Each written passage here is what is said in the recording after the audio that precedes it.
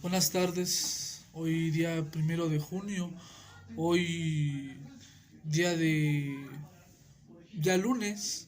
Me gustaría empezar a leer un poquito con todos ustedes. Hoy todavía estamos en la fase 3 de la pandemia y quería hacer algo distinto con respecto a lo que nos está sucediendo y quería enfocarme en este nuevo reto de poder recitarles o poder leerles un poco del libro de Profundis de Oscar Wilde. De Oscar Wilde fue un escritor irlandés del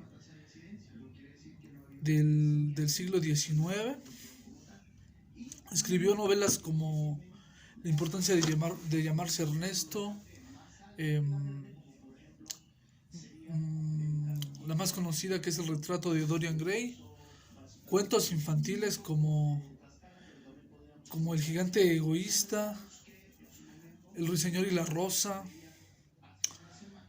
Y hoy quiero leer exactamente de Profundis, una larga carta que le escribe a su amante, que es que, que es Lord Alfred Douglas, mejor conocido como Bossy. En los años 90 salió una película de, de la vida de Oscar Wilde, una biopic, como se le dice a las películas que se refieren o que hacen tributo en la vida de un escritor, de un artista, de un músico. Y hoy aquí, pues, me gustaría empezarles a leer un poquito de lo que dice este gran libro de Oscar Wilde, que tocó fibras muy importantes en mi ser. Eh, yo estaba, yo estaba en ese momento atravesando por una situación muy difícil de que mi madre se había ido de la casa y, y sí, claro, es una situación que aunque sea uno mayor, porque en ese tiempo tenía 32 años, o 33 me parece, por ahí estaba hace 2 años, que pues siempre esperas que tu madre esté, ¿no? A pesar de que tengas 40, 50, 60, 70, no importa qué cantidad de años tengas.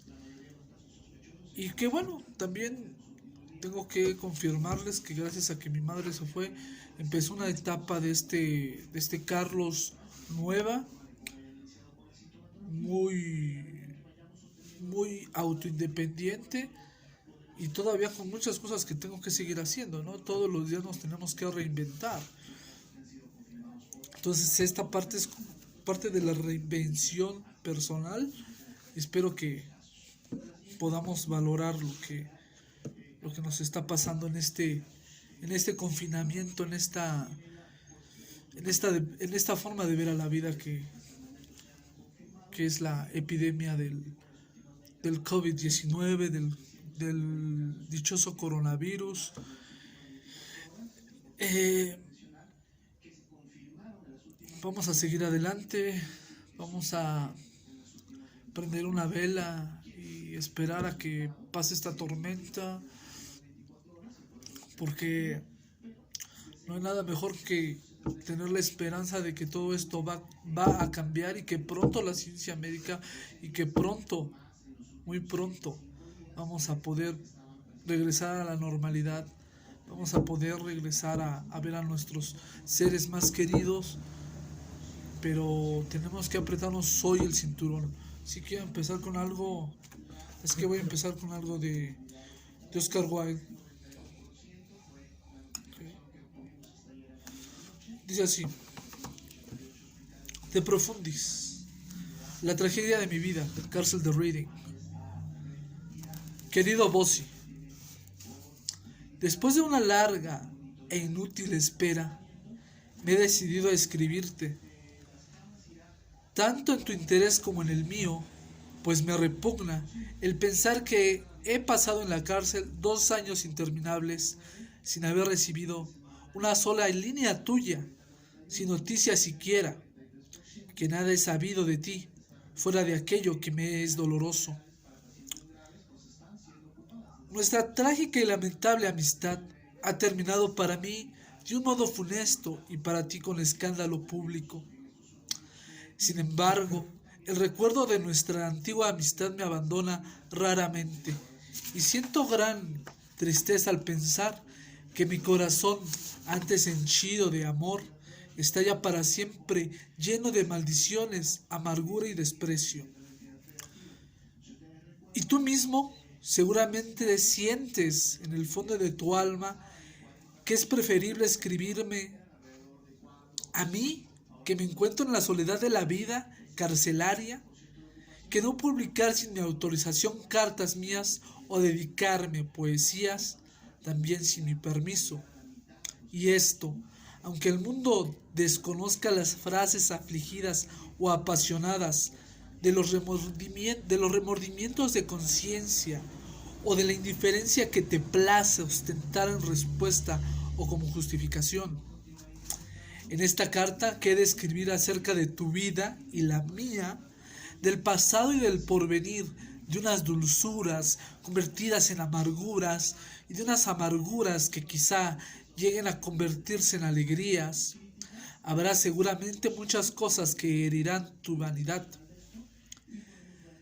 Si sucediera así, lee y relee hasta que esta vanidad tuya quede muerta. Si encuentras en ella algo que creas te acusa injustamente, no olvides que se deben agradecer aquellas culpas por las cuales uno puede ser injustamente acusado. Y si algún párrafo te llena los ojos de lágrimas, llora, cual lloramos aquí en la cárcel, en donde ni de día ni de noche se ahorran las lágrimas. Eso es lo único que puede salvarte. Pero si vas a quejarte con tu madre, como lo hiciste en otro tiempo, del desprecio que manifestaba por ti en mi carta a Robbie. Robbie es otro amante de Oscar Wilde. De hecho, es muy interesante que el que tenga la oportunidad de ver la película referente a la vida de Oscar Wilde y que toca precisamente la relación con Bosie, se darán cuenta quién es Robbie. Continúo. Para que tu madre te mime y te arrulle, para satisfacción de tu propio orgullo, entonces estás perdido sin remedio.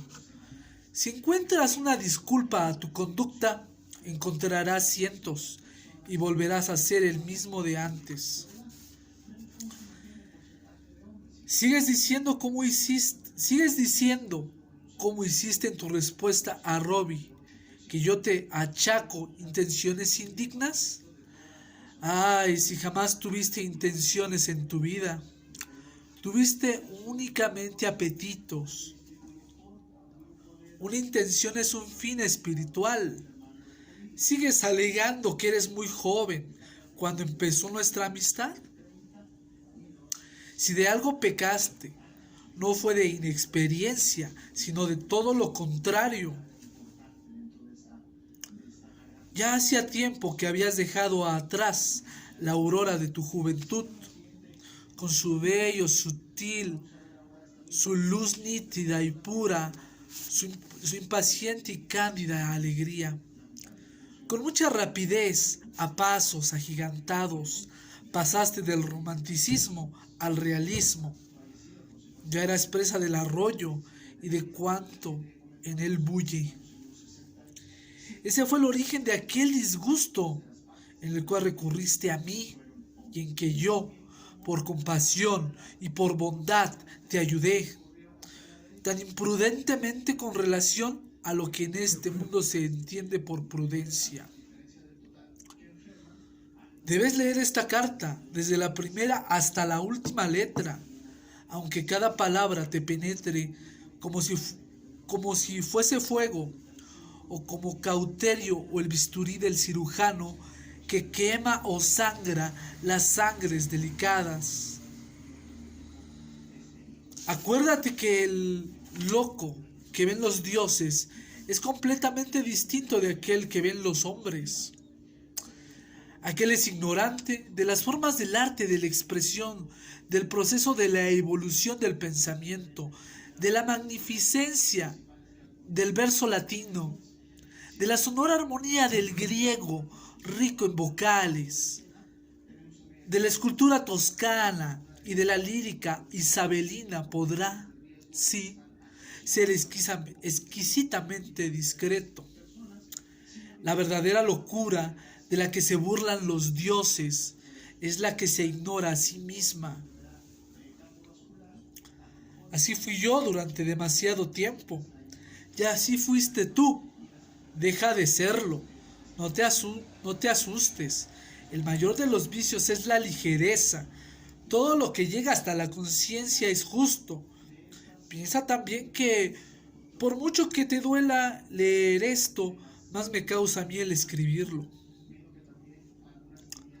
Las potencias invisibles han sido muy benévolas contigo.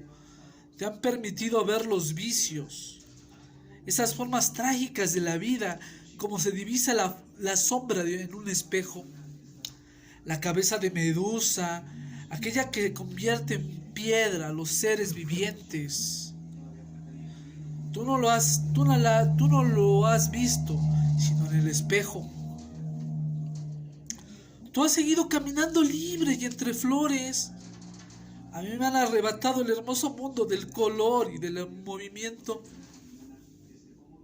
Empezaré por decirte que me hago terribles reproches, sentado en esta celda lóbrega, vestido con este traje de presidiario.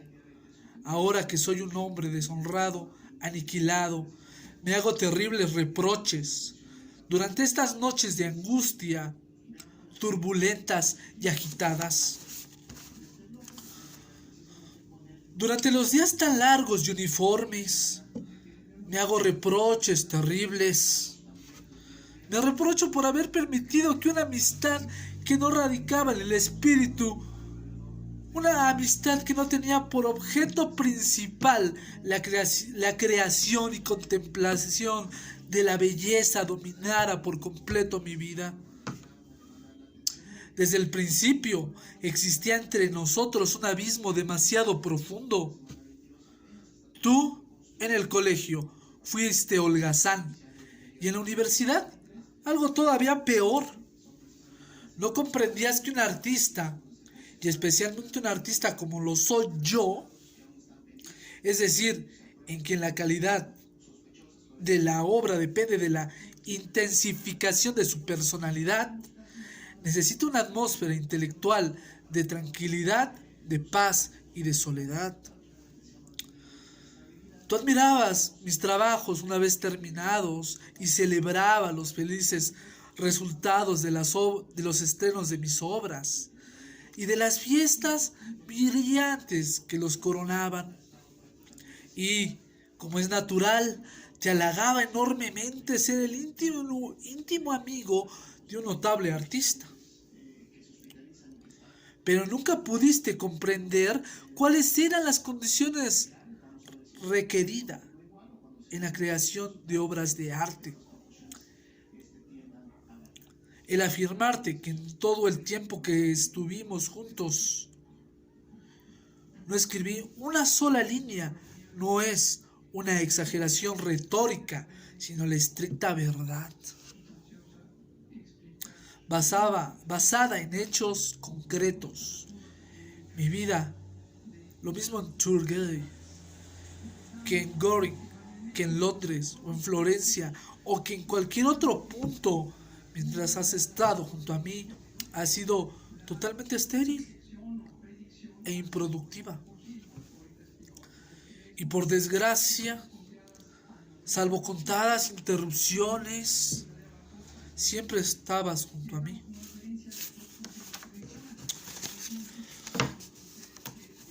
Recuerdo, por ejemplo, para citar un solo caso entre muchos, que en septiembre de 1893 alquilé un piso ameblado únicamente con el propósito de trabajar sin ser molestado. Había roto mi contrato con John Hale, a quien tenía prometida una obra de teatro y que me apremiaba para que la terminase cuanto antes. Durante la primera semana no te dejaste ver, habías reñido cual no podía menos de ser a causa del mérito de tu traducción de Salomé. Te contentaste con escribir acerca de esto los mayores disparates.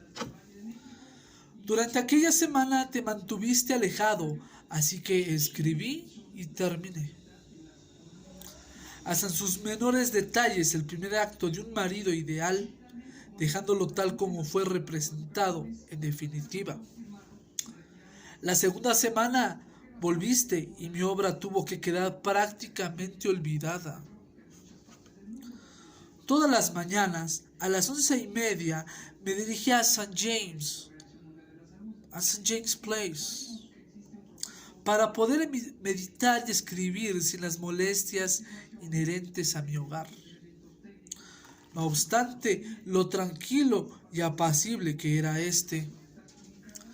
Pero mi empeño fue completamente inútil. A las 12 llegabas tú en coche y allí permanecías fumando cigarrillos y charlando hasta la 1:30, y luego tenía yo que llevarte a almorzar al Café Royal o a casa de Berkeley. El almuerzo con sus licores se prolongaba generalmente hasta las 3:30. Te ibas un rato al Wise Club de a la hora del té. Volvías otra vez y permanecías a mi lado hasta el momento de cambiar de traje para cenar. Comías conmigo, bien en el Savoy, bien en mi casa de calle Tit. Por lo general no nos separábamos hasta medianoche, pues la embriagadora jornada precisaba el remate de una cena en casa de Willis. Y esta fue mi vida durante aquellos 3 meses. Día tras día, excepción hecha de los 4 que estuviste de viaje, después de los cuales naturalmente tuve que ir a buscarte a Calais. Para un hombre de mis condiciones y mi modo de ser, era esta una situación por igual trágica y grotesca. Seguramente ahora lo comprenderás. Ahora debes de reconocer que tu incapacidad para estar solo, tu carácter exigente en su constante empeño de ocupar la atención y el tiempo ajenos, tu incapacidad para una concentración espiritual sostenida, el hecho lamentable, pues yo no quiero ver en ello otra cosa, de que no pudiera imbuirte a las modalidades de Oxford. En lo que a cosas del espíritu se refiere, o sea, el que no hayas podido nunca ser un hombre capaz de manejar con gracia las ideas, sino que, por lo contrario, llegarás simplemente a una violencia de opinión. Todo esto, combinado a tus deseos e intereses, los cuales se inclinaban más a la vida que al arte, fue tan perjudicial para tu progreso intelectual como lo fue para mi obra de artista.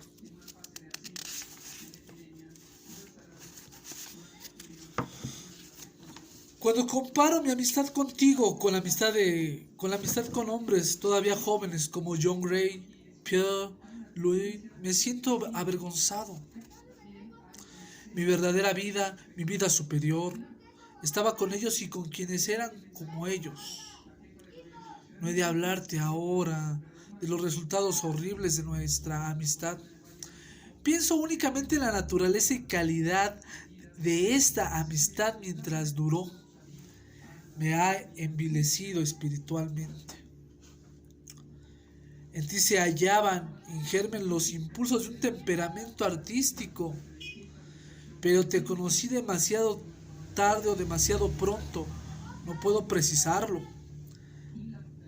Estando tú lejos, todo se ordenaba en mí perfectamente. Desde el instante en que a principios de diciembre del año que antes he mencionado, logré que tu madre te enviase fuera de Inglaterra, reuní de nuevo los hilos rotos y enmarañados de mi imaginación.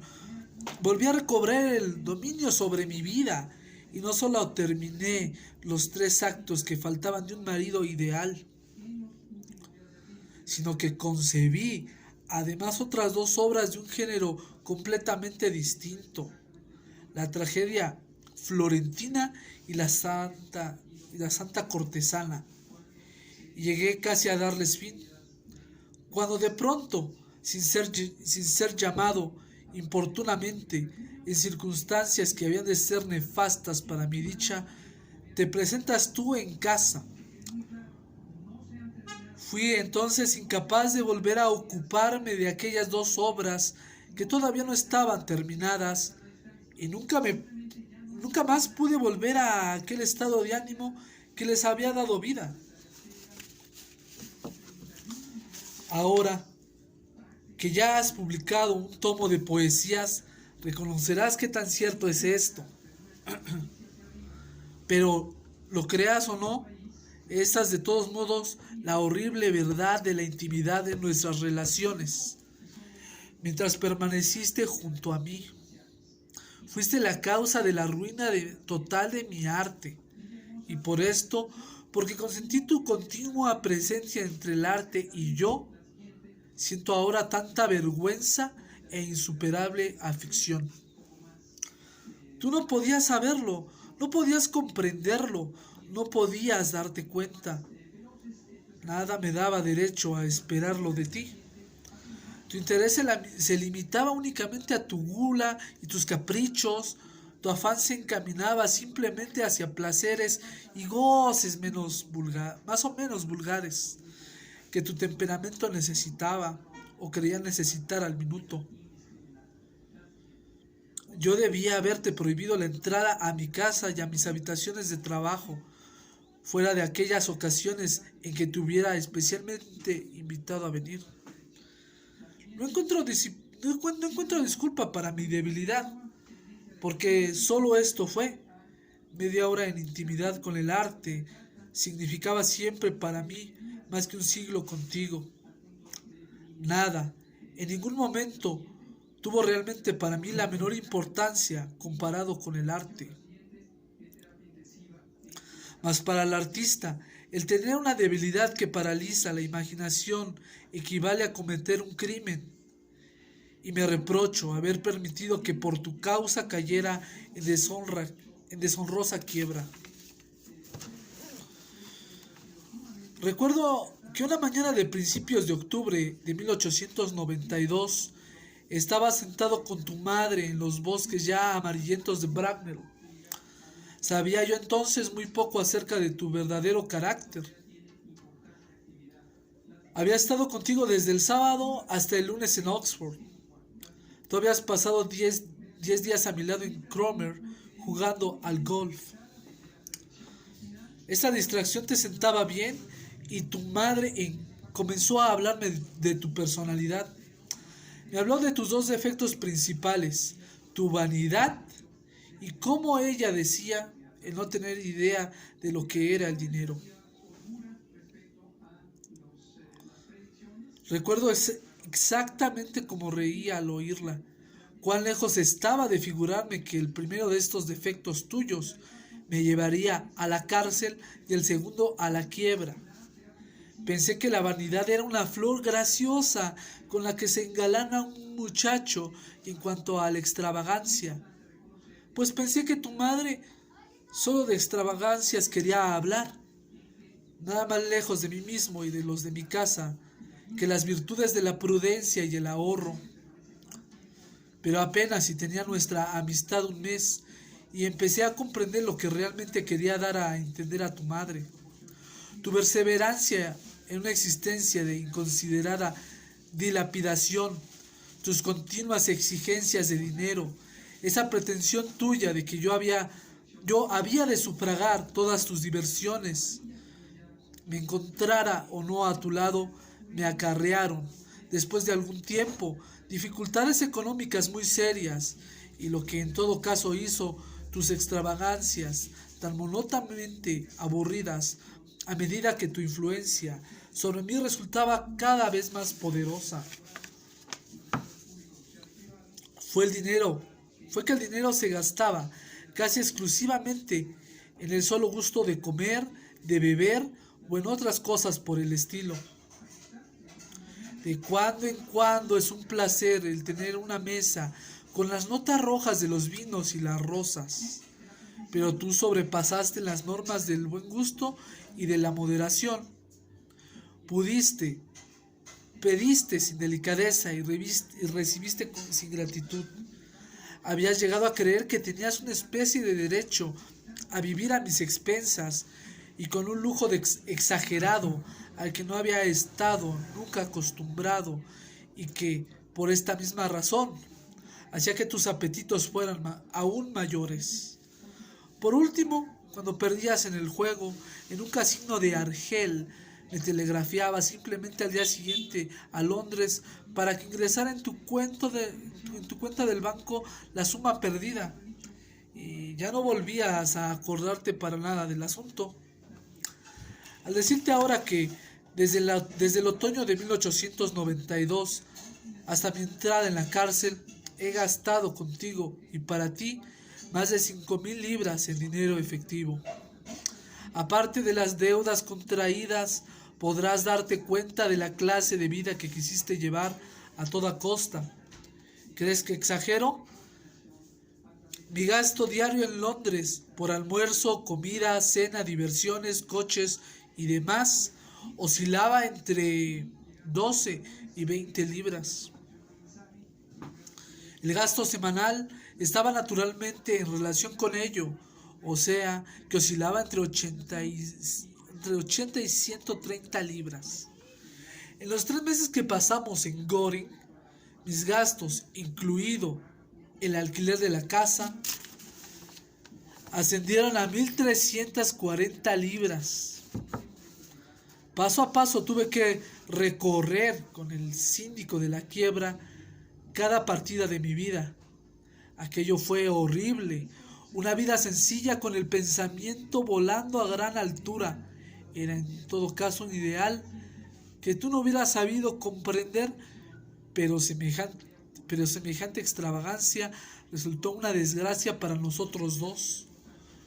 Una de las comidas más deliciosas que recuerdo haber celebrado fue la de una noche en que Robbie y yo comimos en un pequeño café de Soho. Vino a costar aproximadamente en chelines lo que costaban por lo general en libras las comidas que yo te pagaba a ti. De aquella comida con Robbie nació el primer y mejor de todos mis diálogos. Idea, título, acción, forma, composición. Todo surgió de un cubierto de 3 francos 50 céntimos. De aquellos frívolos festines celebrados en tu compañía. No recuerdo nada fuera de la impresión de haber comido y bebido con exceso. Y el que yo me doblegara a tus caprichos era pernicioso aún para ti mismo. Eso bien lo sabes tú ahora. Eso te hizo ser con frecuencia exigente, a veces muy desconsiderado, siempre poco amable en demasiadas ocasiones. Había poco placer o privilegio en ser tu compañero. Te olvidabas No diré que de las fórmulas corteses del agradecimiento, pues, pues una estrecha amistad no entiende de tales fórmulas, pero sí sencillamente del encanto de estar en grata compañía, del placer de una conversación agradable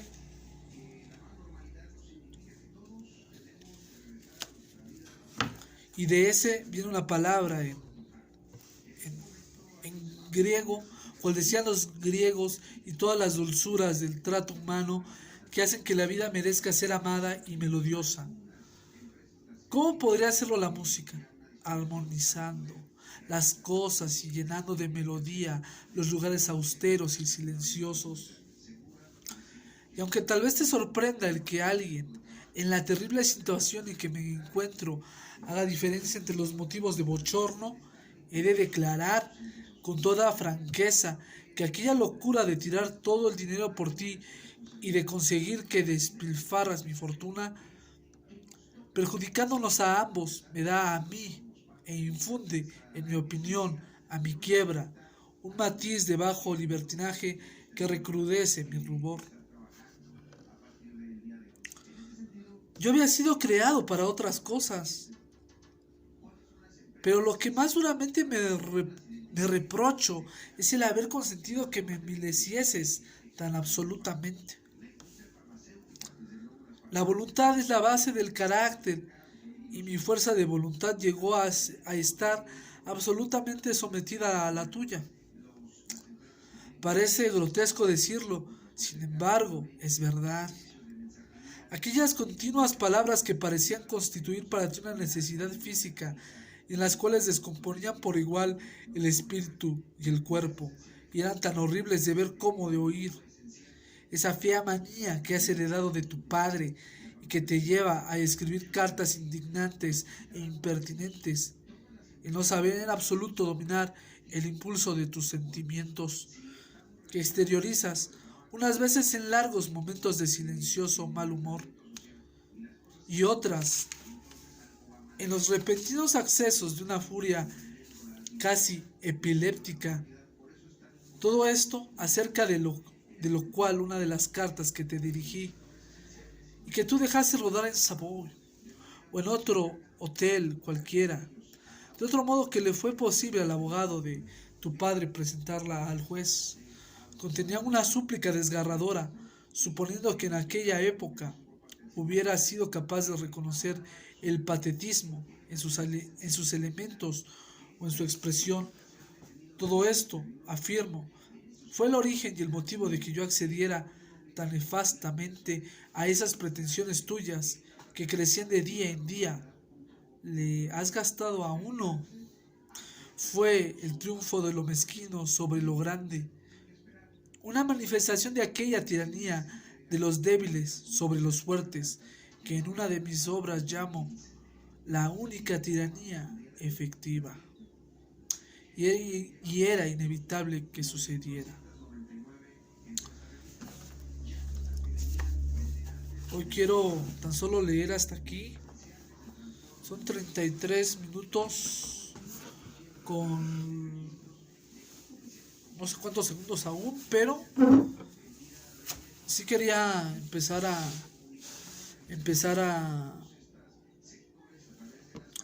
platicarles o leerles este libro de Oscar Wilde, que es bastante fuerte y creo que más de uno hemos experimentado un amor un tanto ingrato, un amor que no se da cuenta, o que nosotros hemos sido esos amores que también hemos herido a las personas, porque somos totalmente ignorantes, totalmente inconscientes, y que esta lectura de Oscar Wilde, como muchas otras de grandes escritores clásicos y no clásicos, son para emanciparnos realmente, son para dejar atrás nuestro nuestro egoísmo, revisar bien entre nuestras sombras, como decía Carl Gustav Jung, quién realmente somos, equilibrar lo bueno con lo malo y viceversa, para tener una vida un poco más tranquila, porque es difícil lograr llegar a una trascendencia del ser en su completud, en su totalidad, pero sí creo que la literatura, como el género de novela, como la poesía, como escritos filosóficos, epistemológicos y, y de desarrollo personal, siempre nos dan una pauta para ser mejores, siempre, siempre, siempre.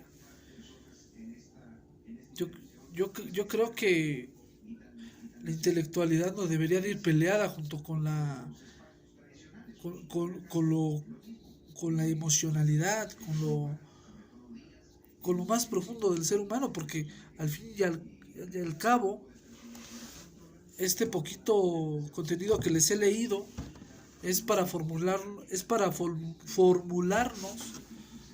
de de otra forma la relación con los otros, la relación con el prójimo, y poder crecer en compañía de alguien, poder crecer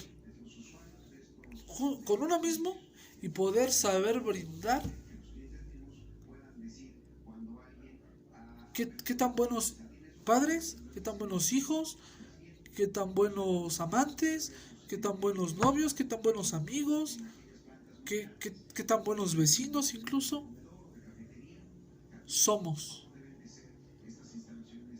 Porque al fin y al cabo, al fin y al cabo, lo que hace distinta a una persona no es ni su clase social, no es ni su religión, no es ni su idiosincrasia, es el adaptarse, es el, es el, es el cómo ama a los demás, no desde, no desde que quiera que lo acepten, sino simplemente para que él se sienta bien consigo mismo, como un regalo para su propia alma. Entonces, es muy importante con todo y este fondo así negro y a lo mejor no es un gran vídeo, pero ese es el video de tantos que quiero hacer y que tengo muchas fallas para este primer video, por este primer vídeo, pero sí espero que lo que leí sea que empecemos así a poner una semilla en nuestros corazones que empiece a fructiferar, que empiece a crecer, porque el amor y el conocimiento y la intelectualidad no pueden separarse, no pueden estar separados, no pueden estar peleados como el agua y como el aceite. Lo mejor es poder llegar al ser a través de muchos elementos que se nos dan y que muchas veces ni siquiera los vemos. Les mando un fuerte abrazo a la distancia en este confinamiento. Tenemos que seguir esperando y tenemos que aprender a soltar nuestros miedos, aprender a conocernos tal y cual somos. Ese es el principal reto que todos debiésemos tener, todos. Buena noche y ya consumir un buen café para que se sientan un poco mejor. Un fuerte abrazo a la distancia.